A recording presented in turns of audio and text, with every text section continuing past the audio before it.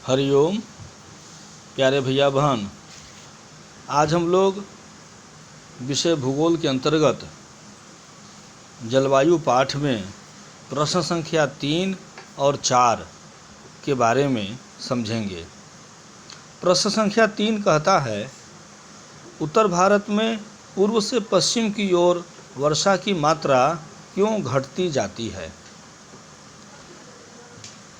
उत्तर भारत में पूर्व से पश्चिम की ओर वर्षा की मात्रा के घटने के कारण यह हैं कि जैसे जैसे दक्षिण पश्चिम मानसूनी हवा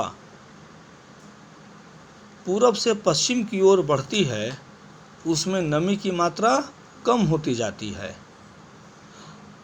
हमने आपको चर्चा के दौरान समझाया था कि असम क्षेत्र में उत्तर पूर्वी भाग में औसत वर्षा 200 सेंटीमीटर से अधिक होती है।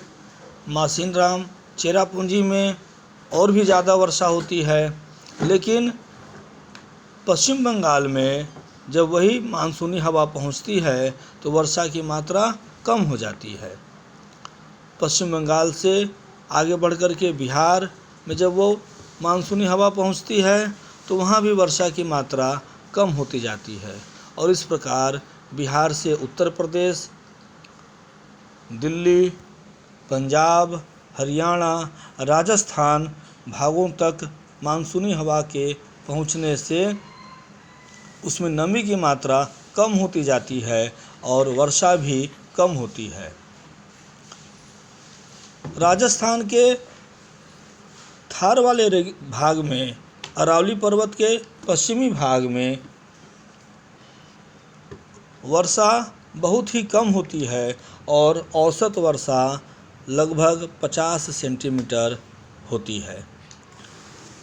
वहीं मासिनराम, चेरापूंजी में 400 सेंटीमीटर वर्षा होती है और लगभग समान अक्षांश पर स्थित थार के भाग में औसत वर्षा 50 सेंटीमीटर होती है। इस प्रकार हम कह सकते हैं कि जैसे जैसे मानसूनी हवा पूर्व से पश्चिम की ओर बढ़ती है, उसमें नमी की मात्रा कम होती जाती है और इसी से वर्षा की मात्रा भी घटती जाती है। अगला प्रश्न है प्रश्न संख्या 4, कारण बताएं। इसमें पहला है, भारतीय उपमहाद्वीप में वायु की दिशा में मौसमी परिवर्तन क्यों होता है? हम लोग जानते हैं भारतीय उपमहाद्वीप बहुत ही विस्तृत भूभाग है। इसके मध्य में लगभग कर्क रेखा गुजरती है और कर्क रेखा से विषुवत रेखा के बीच का भाग जो हमारा दक्षिण का पठार कहलाता है, वह पूरा उष्णकटिबंधीय क्षेत्र में शामिल है। इसके विपरीत कर्क रेखा के उत्तर का भाग, जो उत्तर का भारत का मैदान और विशाल हिमालय पर्वत से आच्छादित है, यहाँ समशीतोष्ण जलवायु पाई जाती है। इस प्रकार भारत में ये दो प्रकार की जलवायु, दो प्रकार के मौसम दिखाई देते हैं। इसके अतिरिक्त जो समुद्र तटीय क्षेत्र है वह भी विशाल समुद्र तटीय क्षेत्र है और भारत के मौसम पर उस समुद्र तटीय क्षेत्र का भी, समुद्र का भी प्रभाव पड़ता है। इसके अतिरिक्त थार का रेगिस्तानी भाग है। ये अनेक कारण हैं जिससे भारत के वायु की दशा में परिवर्तन दिखाई देता है। अगला है, भारत में अधिकतर वर्षा कुछ ही महीनों में होती है। प्यारे भैया बहन, हम लोग जान रहे हैं कि वर्षा काल जून से सितंबर तक होता है।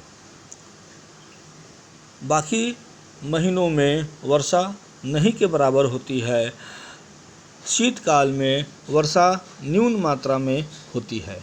इसका कारण यह है कि इस समय में भारतीय उपमहाद्वीपीय क्षेत्र में वायु दाब का इस प्रकार से प्रभाव पड़ता है कि यहाँ की हवा गर्मी के समय में हल्की होकर के, शुष्क होकर के ऊपर की ओर उठ जाती है और इस वैक्यूम को भरने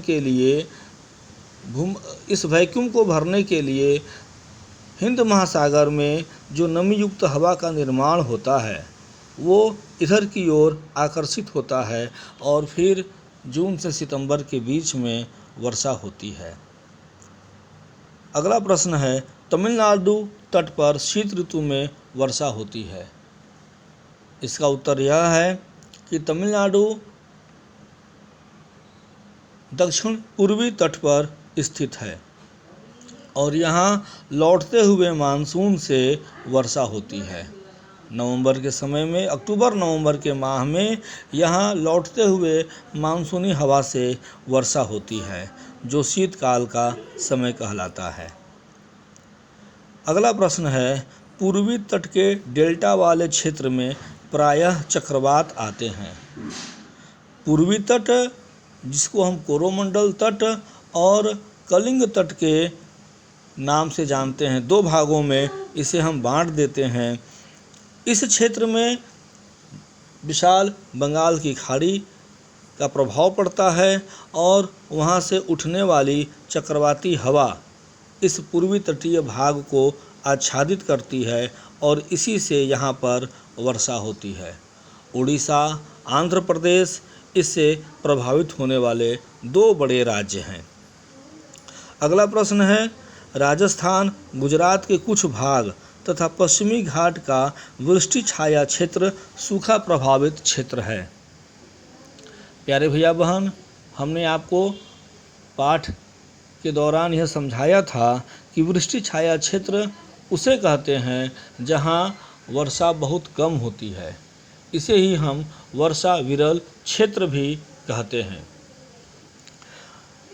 यहाँ औसत वर्षा 50 सेंटीमीटर लगभग होती है।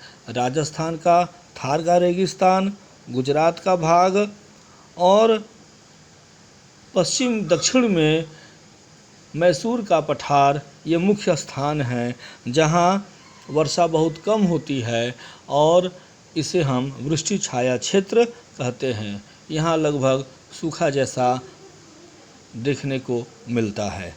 इस प्रकार हमने आपको प्रश्न संख्या 3 और 4 के बारे में जानकारी दी। आप इसे अपनी उत्तर पुस्तिका में अवश्य लिख लेंगे।